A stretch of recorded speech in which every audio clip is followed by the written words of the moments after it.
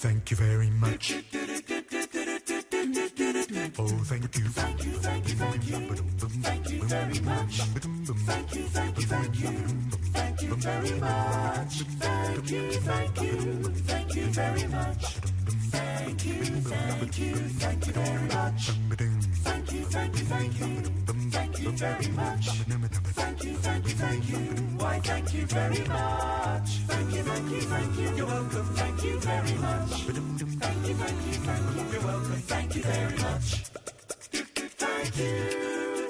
Thank you. Thank you. Thank you very much. Thank you, thank you, thank you. Thank you very much. Thank you very, very much. Thank you, thank you. Thank you very much. Thank you, thank you. Thank you very much. Thank you, thank you. Thank you very much. Thank you, thank you, thank you, thank you. Alors, il y a quand même des choses qui sont chouettes. C'est que je viens de comprendre que le Jésus de la politique existe. Oui, en ce moment, quand on les entend à la télé, ils comprennent ce que les Français veulent. Bon, ça fait 30 ans qu'ils piquent rien, mais là, d'un seul coup, ils y arrivent. Alors, j'exclus quand même la puberté. La puberté, on va dire, on peut changer de façon de voir les choses, on peut changer son comportement. Mais à 50 piges, ça fait quand même un peu trop tard. Donc je me suis dit, il n'y a plus qu'un miracle, c'est le Jésus de la politique est sûrement venu les voir.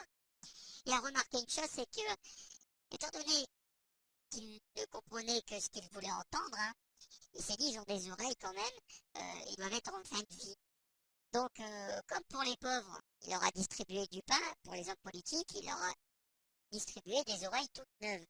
Donc du coup, ils entendent mieux. Et je me dis, ben voilà, miracle, enfin, les hommes politiques comprennent les Français.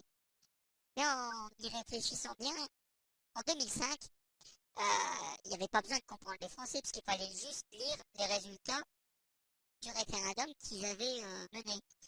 Et à tort ou à raison, la France a dit non. Eh bien, qu'est-ce qu'on a fait? Ben, on a quand même fait passer ce second traité. Donc je me dis, bah finalement, qu'ils comprennent les Français, bah, c'est pas parce qu'ils les comprennent qu'ils vont faire ce qu'ils demandent. Donc sûr et certain que tout ce qu'on demande ne peut pas être exaucé, mais à ce point-là, à ce niveau-là, je me dis que franchement, il y a peut-être pas uniquement les oreilles qui ont un déficit. Donc ça, c'est une première chose. Il y a une deuxième chose qu'il faut quand même leur mettre à leur avantage, c'est qu'avec cette histoire de référendum, ils m'ont appris une chose, à recycler le papier. Ah oui, étant donné que les bulletins de vote ont une valeur de papier à chiottes, je me suis dit, bah tiens, quand je vais recevoir leur programme, eh ben, je vais plutôt les mettre de côté pour me torcher les fesses avec. Donc voilà, pour une fois qu'ils ont une bonne idée, il faut quand même leur rendre à César ce qui est à César. Je vous remercie de m'avoir appris à recycler le papier qu'on juge qui ne sert à rien. Merci, au revoir.